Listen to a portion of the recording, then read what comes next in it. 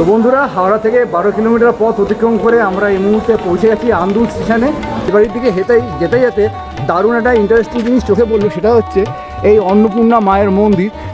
রাজবাড়ির প্রাচীন ইতিহাস ঘাটলে জানতে পারা যায় 1830 থেকে 1834 সালের মধ্যে এর নির্মাণ কাজ শুরু হয়েছিল। ইস্ট ইন্ডিয়া কোম্পানির গভর্নর রবার্ট ক্লাইভ এই রাজপ্রাসাদে এসেছিলেন। আন্দুল রাজবাড়ির ইতিহাস ঘাটলে জানা যায় 1770 সালে রামলোচন রায় সেই সময় দুর্গাপুজোর প্রচলন করেছিলেন। তো বন্ধুরা, আমরা এখন চলে এসেছি রাজবাড়ির মুখ্য দুয়ারের কাছে। চলুন আপনাদেরকে ভেতরটা দেখাই। বেশ অদ্ভুত লাগছে কিন্তু আমার এখানটা এসে। ভগবান শ্রী চৈতন্যদেব পুরী যাওয়ার পথে এই আন্দুল শহরে পার গিয়েছিলেন। মন্দিরটা সামনে থেকে একবার দেখাই, দেখুন আপনারা। অসাধারণ লাগছে মন্দিরটা দেখতে। চৈত্র মাসে যে চড়ক অনুষ্ঠিত হয়, সেই চড়কে অনেক জায়গায় কিন্তু বটি ঝাঁপ হয়। বটি ঝাঁপের যে অনুষ্ঠান এই মন্দিরে কিন্তু হয়ে থাকে। কালী মন্দির কবে প্রতিষ্ঠা হয়েছে সেটা তো বলা সম্ভব নয়। আনুমানিক 240 বছরের পুরনো মন্দির। আগে থেকে এখানে দক্ষিণাকালী ছিলেন। বিস্তীর্ণ মাঠের সম্মুখে পেল্লাই এক রাজপ্রাসাদ, যার সামনে দাঁড়ালে নিজেকে ক্ষুদ্র মনে হবে। বাংলার ইতিহাসে হারিয়ে যেতে বসা এক নদী, সরস্বতী নদী। তারই পশ্চিম পারে গড়ে ওঠা প্রায় 60 ফুট উচ্চতার এই প্রাসাদ, যার সম্মুখে প্রায় 50 ফুট উচ্চতার দড়িক স্থাপত্যে গড়ে ওঠা 10টি স্তম্ভ, যা সারা বাংলায় শুধুমাত্র এই প্রাসাদটিতেই দেখতে পাওয়া যাবে। অষ্টাদশ খ্রিস্টাব্দের শুরুর দিকে আন্দুল রাজা রাজনারায়ণ রায় প্রায় 2,82,00,000 টাকা খরচা করে এই আন্দুল রাজবাড়ি তৈরি করেন। এই আন্দুল রাজবাড়ির আরেক নাম আনন্দমঠ। বন্ধুরা, আজকের ভিডিওর মাধ্যমে আমি আপনাদেরকে আন্দুল রাজবাড়ি দর্শন করাবো। বেশি কথা না বলে চলুন তাহলে ভিডিওর মূল পর্বে চলে যাওয়া যাক। গুড আফটারনুন দর্শক বন্ধুরা, কেমন আছেন আপনারা? আশা করছি সবাই খুব ভালো আছেন, সুস্থ আছেন। আপনাদের সঙ্গে দেখা করতে আমি শুভ্র চলে এলাম একটা নতুন ব্লগ ভিডিওতে। আজকে এই ভিডিওর মাধ্যমে আন্দুল শহরটা ঘুরিয়ে দেখাবো আপনাদের। আপনারা যদি কলকাতা থেকে আন্দুলে যান, কী করে সেখানে যাবেন, তার পারিপার্শ্বিক পরিবেশে কী কী রয়েছে, সমস্ত খুঁটিনাটি তথ্য দিয়ে সাহায্য করবো এই ভিডিওর মাধ্যমে। তো আমার অনুরোধ রইল, ভিডিওটা আপনারা স্কিপ না করে পুরোটা দেখতে থাকুন। আশা করছি ভিডিওটা আপনাদের বেশ ভালো লাগবে। এই মুহূর্তে আমি দাঁড়িয়ে আছি হাওড়া স্টেশনে। হাওড়া স্টেশন থেকে আজকে আমার যাত্রা শুরু করবো। তো চলুন শুরু করা যাক ভিডিওটা।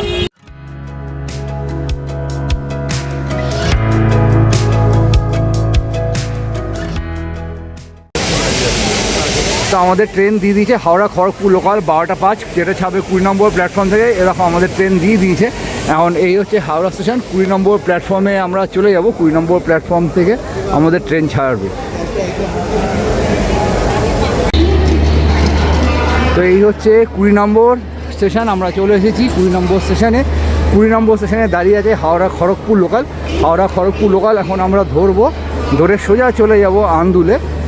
আপাতত এই একটু আগে ট্রেন ঢুকেছে। ট্রেনটা ছাড়ার কথা ছিল 12টা 5-এ। অত্যাধিক মাত্রায় লেট করে ঘড়িতে এখন সময় বলছে 1টা বাজে, আর কিছুক্ষণের মধ্যেই ট্রেনটা ছেড়ে দেবে। তো বন্ধুরা, আমরা এখন উঠবো খড়গপুর লোকালে, যেটা ছাড়ার কথা ছিল 12টা বেজে 5-এ, আর এখন ঘড়িতে সময় হচ্ছে 1টা বেজে 9। অর্থাৎ অলমোস্ট 1 ঘন্টার উপর লেট হয়ে গেছে ট্রেন কিন্তু এখনও দাঁড়িয়ে রয়েছে। আর এই হচ্ছে হাওড়া স্টেশন। আপাতত ট্রেনটা এখনও ছাড়েনি। ঘড়িতে এখন বাজে ঠিক 1:10। একটু জুম করে দেখিয়ে দিই, 1:10 বাজে। আর ওদিকে প্রচুর যাত্রীরা দাঁড়িয়ে রয়েছে। তারা অনেকেই হয়তো ঘুরতে যাচ্ছে, বা অনেকেই নিজের জায়গায় যাচ্ছে, বা কাজের জায়গায় যাচ্ছে। এখানে একটা ট্রেন দিলে তবে তারা ট্রেনে উঠবে। তো বন্ধুরা, আমাদের ট্রেন এখন ছেড়ে দিয়েছে। আমাদের ট্রেন ছাড়ার কথা ছিল হাওড়া থেকে 12টা বেজে 5-এ। 1 ঘন্টা 10 মিনিট দেরিতে আমাদের ট্রেনটা ছাড়লো। হাওড়া থেকে আন্দুলের দূরত্ব হচ্ছে 12 কিলোমিটার পথ পড়বে 5টা স্টেশন। সময় লাগবে 25 মিনিটের মতো। হাওড়া থেকে আন্দুলের ভাড়া হচ্ছে মোটামুটি 5 টাকা করে জন প্রতি, আপ ডাউন 10 টাকা। আর এই আমরা এখন অতিক্রম করছি।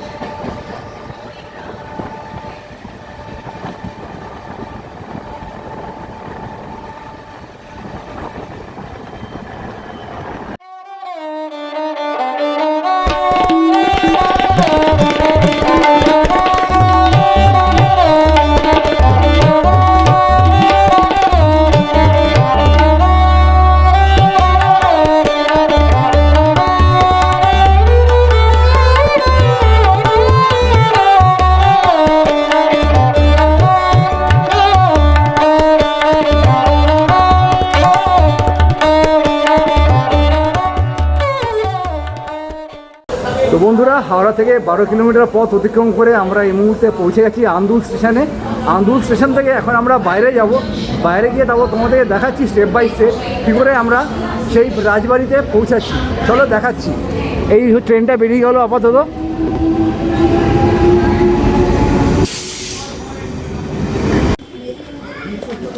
তো আমরা রয়েছি 4 এবং 5 নম্বর প্ল্যাটফর্মের ঠিক মাঝে। এটা হচ্ছে 5 নম্বর, ওদিকে 4 নম্বর, তার মাঝখানে রয়েছে ওভারব্রিজ। ওভারব্রিজটা ক্রস করে আমরা বাইরে বেরিয়ে যাব।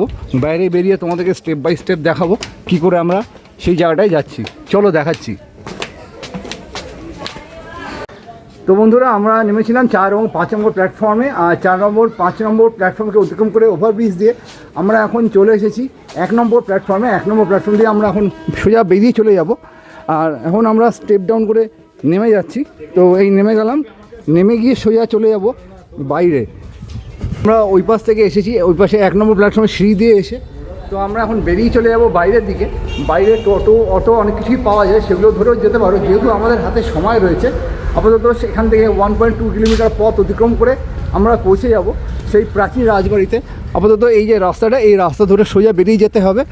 তো চলো স্টেপ বাই স্টেপ তোমাদেরকে দেখাচ্ছি কী করে সেখানে পৌঁছাবে।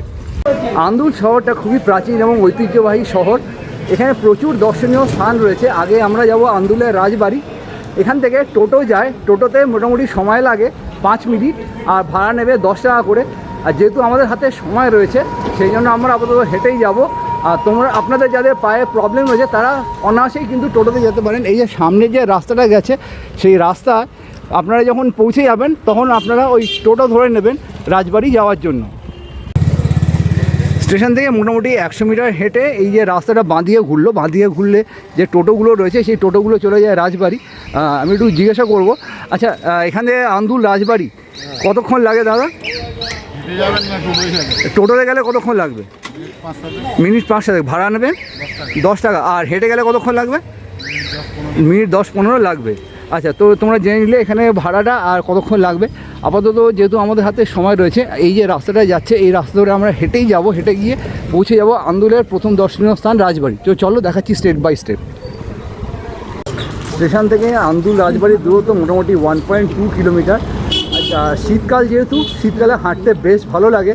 যেহেতু আমাদের হাতে সময় রয়েছে, আমরা আপাতত হেঁটেই যাব। আর এই যে রাস্তাটা, এই রাস্তাটা সোজা চলে যাচ্ছে আন্দুল রাজবাড়ির দিকে। যাদের প্রায় প্রবলেম তারা কিন্তু অনায়াসেই টোটোতে যেতে পারেন। তো বন্ধুরা, আপনারা যারা সকাল সকাল বাড়ি থেকে ব্রেকফাস্ট করে আসবেন, তারা যদি এখানে আসতে অনেকটাই লেট হয়ে যায়, তাহলে এখানে তো আপনারা পেয়ে যাবেন কিছু খাবারের দোকান। যেমন এখানে দেখতে পাচ্ছি নমিতাস ফ্রাইড চিকেন। এখানে আপনারা চিলি চিকেন, বিরিয়ানি, চাউমিন ইত্যাদি প্রভৃতি পেয়ে যাবেন। যেমন এই জায়গাগুলোতে বার্গার থেকে শুরু করে চিকেন লেগ পিস ইত্যাদি প্রভৃতি সমস্তটাই পাওয়া যায়। তো চলুন এখন এগিয়ে যাই রাজবাড়ির দিকে। তো বন্ধুরা, আমি যেমন আপনাদের বলেছিলাম আন্দুল শহর অত্যন্ত প্রাচীন এবং ঐতিহ্যবাহী শহর। আপাতত রাজবাড়ির দিকে হেঁটে যাচ্ছি। রাজবাড়ির দিকে যেতে যেতে দারুণ একটা ইন্টারেস্টিং জিনিস চোখে পড়লো। সেটা হচ্ছে এই অন্নপূর্ণা মায়ের মন্দির। ঠিক এখানটায় রয়েছে এই অন্নপূর্ণা মায়ের মন্দির। ভারত স্বাধীন হওয়ার ঠিক 1 বছর বাদে, অর্থাৎ 1948 সালে এই মন্দিরটি স্থাপিত হয়। এটা হচ্ছে ঝোড়হাট আন্দুল। নিচে লেখা রয়েছে স্থাপিত 23 জানুয়ারি 1948। আপনারা চাইলে আমার ভিডিওটা পজ করে নিয়ে দেখে নিতে পারেন। যদি একটু পিছিয়ে আসি, আর এই হচ্ছে মন্দিরটা।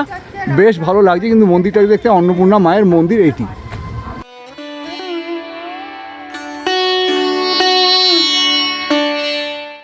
তো বন্ধুরা, আপনারা দেখতেই পাচ্ছেন এখন আমি পৌঁছে গেছি আন্দুলের রাজবাড়িতে। আর একটু আগে আপনাদেরকে বলেছিলাম আন্দুল অত্যন্ত প্রাচীন এবং ঐতিহ্যবাহী শহরে এটাই হচ্ছে প্রথম দর্শনীয় স্থান। আর এই রাস্তা ধরে মোটামুটি সোজা একটু এগিয়ে গেলে আমরা পৌঁছে যাব আন্দুলের রাজবাড়ির দিকে। এই যে রাস্তাটা যাচ্ছে, এই রাস্তা ধরে সোজা আমি যদি এগিয়ে যাই রাজবাড়ির মূল প্রবেশদ্বারের দিকে পৌঁছে যাব। আর এই হচ্ছে আন্দুলের রাজবাড়ির মূল প্রবেশ পথ। সামনে গতকাল একটা অনুষ্ঠান হয়ে গেছে, সেই জন্য বাঁশ টাস ইত্যাদি প্রভৃতি দিয়ে ঘেরা রয়েছে। খুবই প্রাচীন রাজবাড়ি, আর প্রায় ভগ্নদশায় পরিণত হয়েছে মেনটেনেন্সের অভাবে। এখন আমি ভেতরে প্রবেশ করছি, অলমোস্ট ভিতরে প্রবেশ করছি। আর এই আমি প্রবেশ করে গেলাম, এক ফ্রেমে তোমাদেরকে দেখাচ্ছি। আনন্দধুলি থেকে অপভ্রংশ হয়ে বর্তমানে আন্দুল শহর তৈরি হয়েছে। হাওড়া থেকে 20 কিলোমিটার দূরে অবস্থিত এই আন্দুল। বর্তমানে আন্দুল হাওড়া জেলার অন্তর্গত হলেও 18 শতকের আগে আন্দুল ছিল হুগলি জেলার অন্তর্গত এবং তারও আগে ছিল 24 পরগনার অধীন। কিন্তু একদম শুরুর দিক থেকে বিচার করলে আন্দুল যখন মুসলমান রাজত্বের অধীন তখন মজফরপুর ও বড় পরগনার অন্তর্গত ছিল। তখন আন্দুল ছিল এক বর্ধিষ্ণু গ্রাম, যার পাশ দিয়ে বয়ে যেত সরস্বতী খাল বা প্রাচীন বাংলার সরস্বতী নদী। পরবর্তীকালে আন্দুলের সীমানা বাড়তে থাকলে তার মধ্যে চলে আসে আরও অনেক গ্রাম, যার মধ্যে অন্যতম হলো মহিয়ারি গ্রাম। সময়টা অষ্টাদশ শতাব্দীর মধ্যভাগ। ব্রিটিশ ইস্ট ইন্ডিয়া কোম্পানির উকিল হিসাবে হুগলিতে নিযুক্ত হলো আন্দুলের এক যুবক। মাইনে মাসিক 20 টাকা, উপরন্তু পিয়ন বাবদ 5 টাকা ও বাড়ি ভাড়া বাবদ 3 টাকা। পরে অবশ্য কাজকর্মের যুবকের উন্নতি দেখে কোম্পানি পাঠিয়ে দিলেন মুর্শিদাবাদে। বদলি হওয়া মাইনে বেড়ে দাঁড়ালো মাসিক 70 টাকা ও বাড়ি ভাড়া পিয়ন বাবদ 28 টাকা। ইংরেজি, ফার্সি, পার্সিয়ানা এই যুবক কিছুদিনের মধ্যেই সাহেবদের মন জয় করে নিল। মনে রাখতে হবে, সেই সময় ইস্ট ইন্ডিয়া কোম্পানির সর্বেসর্বা ছিলেন রবার্ট ক্লাইভ। তার সুনজরে এলে যুবকের পদোন্নতি হয়, উকিল থেকে সোজা কোম্পানির দেওয়ান। আর এই যুবকটি হলো আন্দুলের রামচরণ রায়, যার পূর্বপুরুষ ভুবনেশ্বর কর মুসলিম শাসনকালে রায় উপাধি লাভ করে এই কর রায় বংশের সূচনা করেন। 1774 খ্রিস্টাব্দে বাংলার গভর্নর হিসাবে এলেন ওয়ারেন হেস্টিং। তিনি রামলোচনের নিষ্ঠা ও রাজভক্তিতে খুশি হয়ে তাকে মহিষাদল মৌজার জাগিরদার দেন এবং ঝোরহাট গ্রামটি নিষ্কর দান করেন। এই যে রাজবাড়িটা আপনাদেরকে দেখাচ্ছি, এই রাজবাড়িটা কিন্তু অত্যন্ত প্রাচীন এবং মেনটেন্যান্সের অভাবে যে সমস্ত পলেস্তারাগুলো সেগুলো অলমোস্ট খসে পড়ে গেছে এবং এখানে বিজ্ঞপ্তি দেওয়া রয়েছে বিপজ্জনক বাড়ি, যদি সামাও অ্যাক্সিডেন্ট হয় সেই জন্য রাজবাড়ির কর্তৃপক্ষ কিন্তু দায়ী থাকবে না। আর বর্তমানে বংশধরেরা এখানে বসবাস করেন। একটু জুম করে দেখিয়ে দিই, ঘরে জামা কাপড় রয়েছে বলে দেখা যাচ্ছে, সেই জন্য এখানে বোঝা যায় যে এখানে কিছু বংশধরেরা থাকেন। চলুন বন্ধুরা, আপনাদেরকে নিয়ে যাই রাজবাড়ির বাইরের অংশে। আর এই যে রাজবাড়িটায় আমি এখন ভেতরে প্রবেশ করছি সিঁড়ি দিয়ে উপরে উঠে। চলুন আপনাদেরকে দেখাই এর নির্মাণশৈলী কতটা অসাধারণ। মানে রাজারা তো সেই সময় শৌখিন ছিলেনই। ডিজাইনটা একবার দেখুন, কি অসাধারণ ডিজাইনটা। এই থেকে বোঝা যায় রাজারা কতটা শৌখিন ছিলেন। আর এই যে গেট, এই গেট দিয়ে একসময় প্রবেশ করতেন রাজারা। এখানে প্রচুর গেট রয়েছে, ভেতরে প্রবেশ করা যাবে কিনা আমি জানি না, তবে চেষ্টা করবো আপনাদেরকে ভেতরটা দেখাবার। ভগ্নদশায়ও পরিণত হয়েছে, কত প্রাচীন সেটা এই যে এটা দেখে কিন্তু বোঝা যাচ্ছে বেশ। তো আপনাদেরকে আমি নির্মাণ শৈলীটা দেখালাম।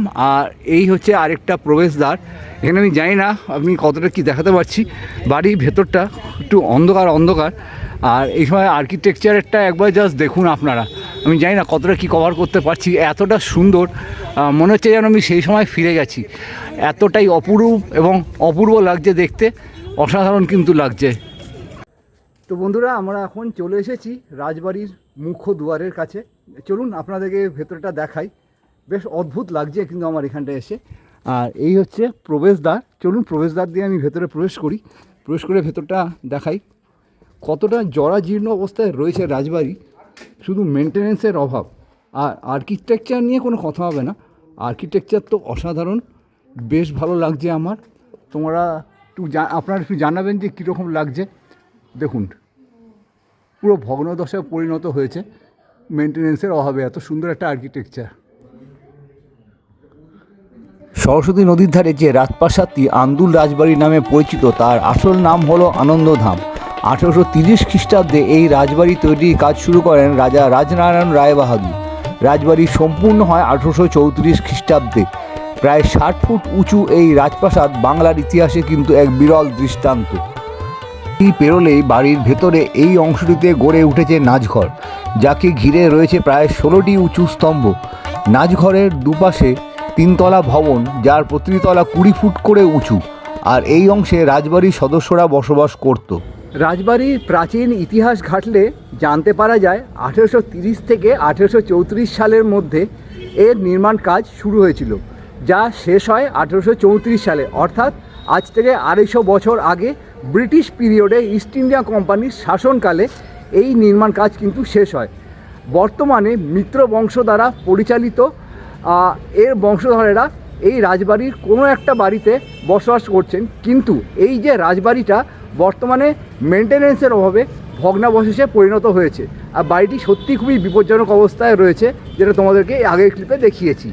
আন্দুল রাজবাড়ির সাথে অনেক ঐতিহাসিক ঘটনা বিজড়িত রয়েছে। ইতিহাস ঘাঁটলে জানা যায় ইস্ট ইন্ডিয়া কোম্পানির গভর্নর রবার্ট ক্লাইভ এই রাজপ্রাসাদে এসেছিলেন।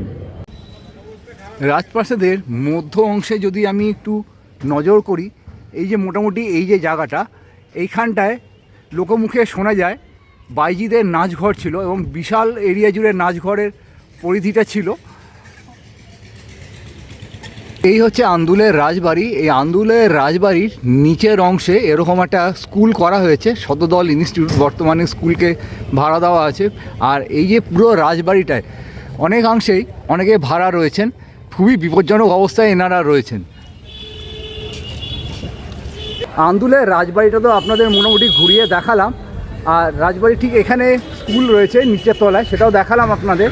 আর এখন চলুন আপনাদেরকে দেখাই রাজবাড়ির যে রাজ মন্দির সেটা ছিল, চলুন আপনাদেরকে এবার সেখানে নিয়ে যাই। সেখানে রয়েছে অন্নপূর্ণা মায়ের মন্দির। মন্দির খোলার অলমোস্ট টাইম হয়ে এসেছে। একটু যদি এগিয়ে আসি, এগিয়ে এসে এই যে এইটা হচ্ছে অন্নপূর্ণা মায়ের মন্দির। সেই সময় রাজবাড়ি যে মন্দির ছিল সেই মন্দিরটা ঠিক এখানে 4টের সময় মন্দিরটা কিন্তু খুলে যাবে। 1777 খ্রিস্টাব্দে রামলোচনের মৃত্যুর পর সিংহাসনে বসেন তার জ্যেষ্ঠ পুত্র কাশীনাথ রায়, যিনি তৈরি করেন এই অন্নপূর্ণা মায়ের মন্দিরটি, যা এখনও রাজবাড়ি চত্বরের পাশেই দেখতে পাওয়া যায়। 1807 খ্রিস্টাব্দে কাশীনাথ রায় মারা যাওয়ার পর তার একমাত্র পুত্র রেখে যান রাজনারায়ণ রায়কে। মন্দিরের আর্কিটেকচারটা যদি দেখাই, বেশ অসাধারণ লাগছে দেখতে। ডিজাইনটা একবার দেখো, ছাদের ওপরে প্রচুর গাছপাত জমে গেছে, জরাজীর্ণ অবস্থা। আর এই যে রাস্তাটা এখানে গেছে, এই রাস্তাটা ধরে সোজা চলে গেলে পৌঁছে যাওয়া যায় অন্নপূর্ণা মন্দির। এটা হচ্ছে আপাতত অন্নপূর্ণা মন্দির। এখানে দেওয়া আছে বিশেষ বিজ্ঞপ্তি, অন্নপূর্ণা মন্দিরের সামনে বাইক সাইকেল রাখা চলবে না। তোমরা চাইলে একবার ভিডিওটা পজ করে নিয়ে দেখে নিতে পারো কী বিজ্ঞপ্তিটা দেওয়া রয়েছে। আন্দুল রাজবাড়ির ইতিহাস ঘাঁটলে জানা যায় 1770 সালে রামলোচন রায় সেই সময় দুর্গাপুজোর প্রচলন করেছিলেন। আর এই মুহূর্তে আমি হেঁটে আসছি রাজবাড়ির ঠিক পাশে রাস্তা দিয়ে। চলুন আপনাদেরকে দেখাই রাজবাড়ির যে দুর্গা দালান, যেখানে প্রথম দুর্গাপুজো প্রচলিত হয়েছিল। আর এই হচ্ছে সেই রাজবাড়ির দুর্গা দালান। ভেতরটা একবার জাস্ট দেখুন, কতটা অপরূপ সুন্দর দুর্গা দালানটা, আর পুরো গাছগাছালিতে ভরা রয়েছে। এইখানে এই মিত্র পরিবারের বংশধররা কিন্তু আজও এই রীতি মেনে দুর্গাপুজো করে থাকেন। 4 বা 6 বছরের নাবালক পুত্র রাজনারায়ণ রায় আন্দুল রাজের উত্তরাধিকারী হন। স্বভাবতই রাজা সাবালক হওয়ার আগে অবধি রাজকার্য চালিত হতো কোর্ট অফ ওয়ার্ডস মেনে। 1835 খ্রিস্টাব্দে বাংলার গভর্নর লর্ড অকল্যান্ড রাজা রাজনারায়ণকে রাজবাহাদুর উপাধিতে ভূষিত করেন। আন্দুল রাজবাড়ি থেকে বেরিয়ে যেতে যেতে আপনাদেরকে একটা ইনফরমেশন দিয়ে রাখি, সেটা হলো ভগবান শ্রী চৈতন্যদেব পুরী যাওয়ার পথে এই আন্দুল শহরে পার গিয়েছিলেন। চৈতন্যদেবের পদধূলি অর্থাৎ আনন্দধূলির নাম অনুসারে এই জায়গার নাম হয় কিন্তু আন্দুল। এতটাই পবিত্র এবং ঐতিহাসিক সমৃদ্ধ এই জায়গাটা। আপনাদের কীরকম লাগলো অতি অবশ্যই আমাকে কিন্তু কমেন্ট করে জানাবেন। আমি এবার আপনাদেরকে ছাদের ওপরের অংশটা জাস্ট দেখাচ্ছি। ছাদের ওপরের অংশটা দেখুন কতটা বড়। আর এখানে প্রচুর সৈনিকরা দাঁড়িয়ে থাকতো, সৈনিকরা দাঁড়িয়ে পাহারা দিত। একবার যদি ডান দিক থেকে বা বাঁ দিক থেকে আপনাদেরকে দেখাই, জাস্ট দেখুন কতটা এরিয়া জুড়ে এই রাজবাড়িটা রয়েছে, অসাধারণ। আমি আপনাদেরকে আন্দুলের রাজবাড়ি এবং তার অন্দরমহল সমস্তটাই ঘুরিয়ে দেখালাম। পায়ে পায়ে এবার আমি এগিয়ে চলেছি দুলিয়া কালীবাড়ি। যেই কালীবাড়িটা দক্ষিণেশ্বরের মন্দিরের আদলে তৈরি হচ্ছে। এখান থেকে মোটামুটি 1.2 কিলোমিটার। আপনারা চাইলে এখান থেকে টোটো ধরেও যেতে পারেন। তো এখন আমি সেই রাস্তা ধরেই যাচ্ছি। চলুন আপনাদেরকে নিয়ে যাই সেই কালী মন্দিরে। আমি এখন অলমোস্ট চলে এসেছি আন্দুল রাজবাড়ি থেকে 1.9 কিলোমিটার অতিক্রম করে দুলিয়া কালী মন্দির, যেটা দক্ষিণেশ্বরের ভবদায়িনী মন্দিরের আদলে তৈরি করা হয়েছে। চলুন আপনাদেরকে সেটা দেখাচ্ছি। আমি এখান থেকে দেখতে পাচ্ছি মন্দিরটা অপরূপ লাগছে দেখতে। চলুন আপনাদেরকে একটু দেখিয়ে দিই। এ দেখুন মন্দিরটা একবার দূর থেকে দর্শন করুন, অসাধারণ লাগছে।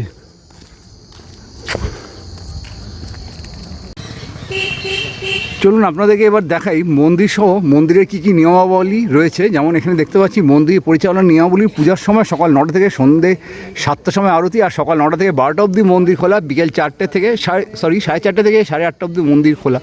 আপাতত এই যে বিজ্ঞপ্তিটা দেওয়া রয়েছে, আপনারা চাইলে আমার ভিডিওটা পজ করে নিয়ে পড়ে নিতে পারেন।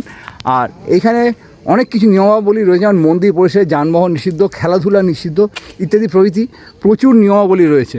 এখান থেকে একবার মন্দিরটা দেখাই, আপনারা দেখুন। মন্দিরের নির্মাণশৈলী তো অসাধারণ। এখান থেকে একটা গণপতি বাপ্পা রয়েছেন ওপরে, একটু আপনাদের জুম করে দেখাই। বাপ্পার মূর্তিটা দেখুন কি অপূর্ব লাগছে না দেখতে। চলুন আপনাদেরকে আরও সব ঘুরিয়ে দেখাই। এই হচ্ছে মন্দিরের প্রবেশদ্বার। মন্দিরের প্রবেশদ্বার দিয়ে প্রবেশ করা মাত্রই মন্দিরটা সামনে থেকে একবার দেখাই, দেখুন আপনারা। অসাধারণ লাগছে মন্দিরটা দেখতে। মন্দিরের সামনে এখানে রয়েছেন নন্দী বাবা, আর এখানটায় রয়েছে একটা ঘন্টা। অপরূপ লাগছে কিন্তু মন্দিরটা, একবার জাস্ট দেখুন। সত্যি নির্মাণশৈলী তো অসাধারণ। এখানে একটা ঘন্টা আমি দেখতে পাচ্ছি।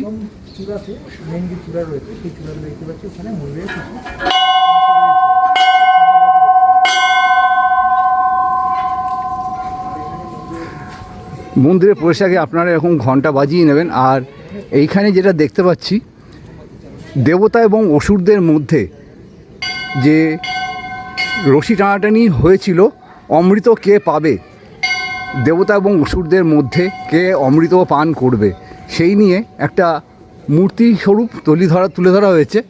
বেশ ভালো লাগছে কিন্তু দেখতে। আর ওই মাথায় দেখতে পাচ্ছি যে অমৃত যখন উঠেছিল তার সাথে বিষ উঠেছিল, সেই বিষ মহাদেব পান করেছিলেন, এইটাই এখানে তুলে ধরা হয়েছে। এবং সেই বিষের যন্ত্রণা থেকে বাঁচাতে মা দুর্গা নিজের স্তন পান করেছিলেন মহাদেবকে। জাস্ট দেখুন অপরূপ লাগছে।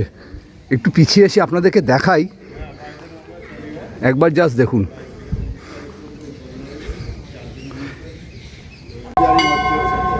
মন্দিরে এরকম নন্দীশ্বর রয়েছে, নন্দীশ্বরকে দেখানো হয়ে পরে আমি চলুন আপনাদেরকে ভেতরে নিয়ে যাই। ভেতরে যদি আমি এই প্রবেশ করে গেলাম, ভেতরে প্রবেশ করা মাত্রই এখানে একটা ঘন্টা রয়েছে। আর মুখ্য দুয়ার দিয়ে প্রবেশ করা মাত্রই এখানে দেখতে পাচ্ছি ভোলে বাবা রয়েছেন। জয় ভোলেনাথ। অপরূপ লাগছে দেখতে।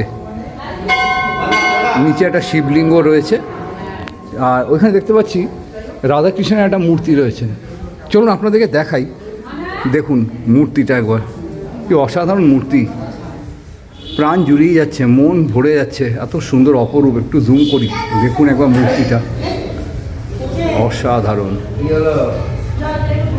আর একটু যদি ওইদিকে যাই, ওখানে রয়েছেন মা ভবতারিণী। চলুন আপনাদেরকে দর্শন করাই।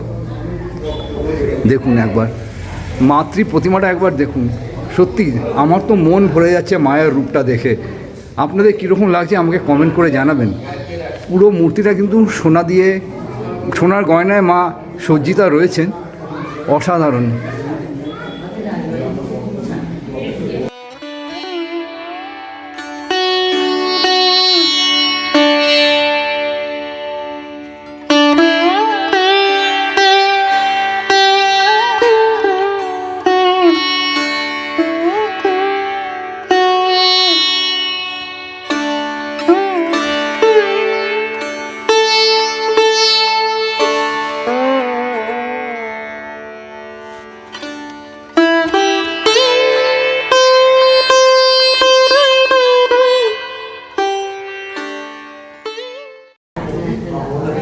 মন্দিরের ওপরের অংশে যদি দেখি এরকম কিছু ডিজাইন করা রয়েছে, অপরূপ লাগছে ডিজাইনটা। একবার জাস্ট ডিজাইনগুলো আপনাদেরকে একটু দেখিয়ে দিই। ডিজাইনগুলো দেখুন কি সুন্দর করে ডিজাইনগুলো করা হয়েছে, নিখুঁত হাতে কাজ করা হয়েছে, দেখলেই বোঝা যায়।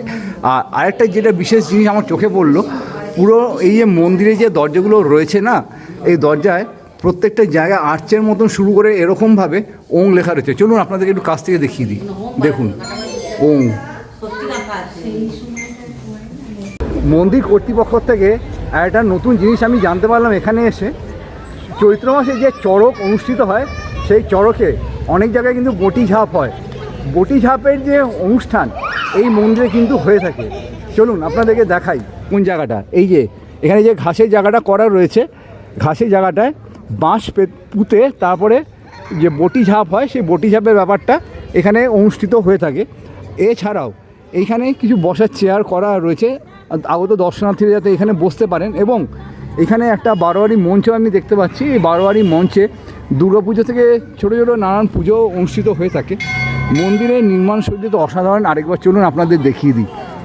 ওপরে ওঙের একটা চক্র আমি দেখতে পাচ্ছি, চলুন আপনাদেরকে জুম করে একটু দেখিয়ে দিই। ওপরের চক্রটা অসাধারণ, পুরো মন্দিরটা তো অসাধারণ লাগলো। আপনাদের কীরকম লাগলো আমাকে কমেন্ট করে অতি অবশ্যই জানাবেন কিন্তু।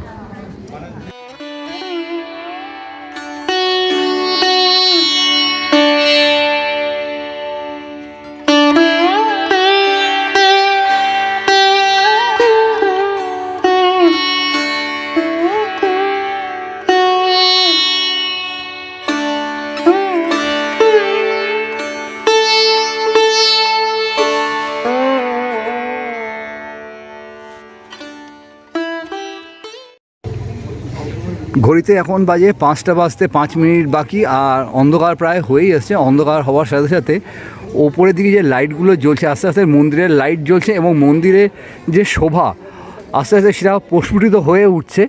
দেখুন আপনারা ওপরে যে লাল লাইটগুলো জ্বলছে, ভবতারিণী মায়ের মন্দিরে মানে দক্ষিণেশ্বরের মায়ের মন্দিরে যেই রূপ লাইটগুলো জ্বলে না, ঠিক এখানেও ঠিক সেই রূপ লাগছে।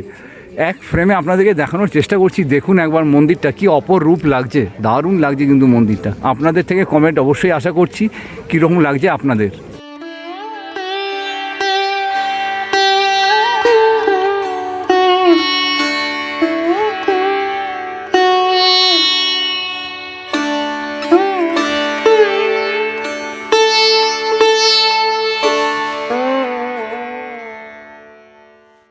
বন্ধুরা, আমরা এই মুহূর্তে পেয়ে গেছি দুলিয়ার কালী মন্দিরের এক সক্রিয় কর্মকর্তাকে। ওনার থেকে জেনে নেব এই কালী মন্দির সম্বন্ধে 2-4 কথা। একটু যদি দাদা বলেন। কালী মন্দির কবে প্রতিষ্ঠা হয়েছে সেটা তো বলা সম্ভব নয়। আনুমানিক 240 বছরের পুরনো মন্দির। আগে থেকে এখানে দক্ষিণাকালী ছিলেন, তার সাথে বুড়ো শিব ছিলেন, বুড়ো শিবের লিঙ্গ ছিল, আর হচ্ছে আপনাদের রাধা মাধব ছিলেন। তা মন্দির উদ্বোধন হওয়ার পরে আমাদের নতুন করে প্রতিষ্ঠা করা হলো শিবের মূর্তি এবং নন্দী মহারাজের মূর্তি বসানো হয়েছে। এবারে আমাদের মন্দির ছিল আগে ছোট, এখন দক্ষিণেশ্বরের আদলে করা হয়েছে। যেহেতু দক্ষিণাকালী মন্দিরকে দক্ষিণা মায়ের মূর্তি আছে, সেজন্য দক্ষিণাকালীর ওপর বেস করে দক্ষিণেশ্বরের মন্দিরে আমাদের আদলে করা হয়েছে এটা। আচ্ছা, মন্দির খোলা বন্ধের সময়টা কখন একটু যদি বলেন। মন্দির সকালবেলা পুজোর সময় হচ্ছে 9টা থেকে 12টা অবধি, আর ইভিনিংয়ে হচ্ছে 4:30 থেকে নর্মালি খোলা হয়, কিন্তু পুজো হয় সন্ধ্যে 7টা থেকে আপনার ওই 8:30 9টা অবধি খোলা থাকে। আচ্ছা, বিশেষ পুজো কোন কোন দিনে হয় এখানে? বিশেষ পুজো কালী পুজো যেমন বিশেষ, তারপর অমাবস্যা পূর্ণিমাতে পুজো হয়। আচ্ছা, আর এখানে কিছু প্রসাদের কিছু ব্যবস্থা কি রয়েছে না কি ভাবছেন এ ব্যাপারে? প্রসাদের ব্যবস্থা বলতে এখনও আমাদের সেরকমভাবে কোনো পরিকল্পনা করা হয়নি।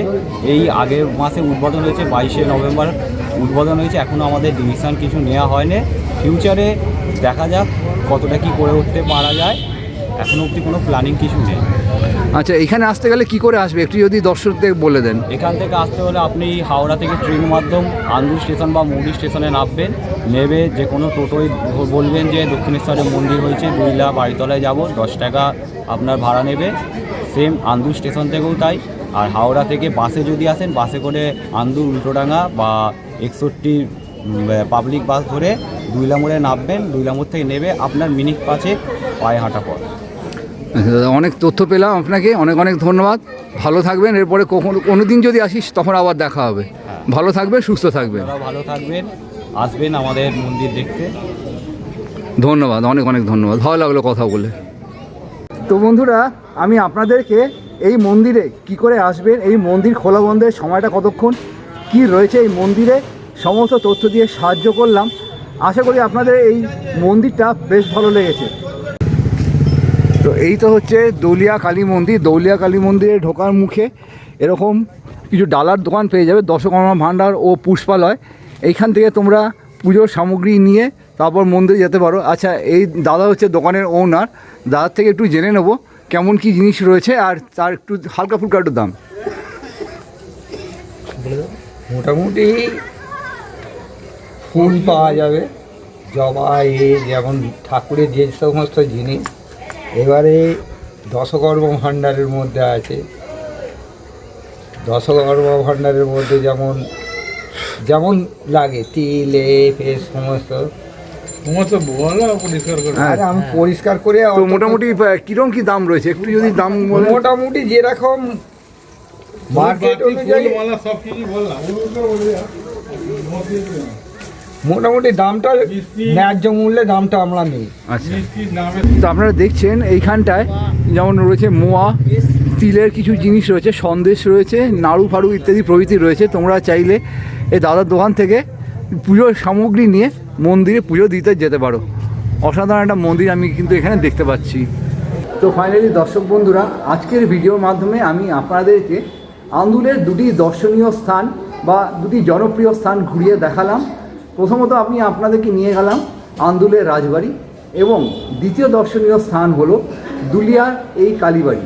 কেমন লাগলো ভিডিওটা অতি অবশ্যই আমাকে কমেন্ট করে জানাবেন। ভালো লাগলে অবশ্যই লাইক, কমেন্ট, শেয়ার, সাবস্ক্রাইব করে আমার পাশে অবশ্যই থাকবেন।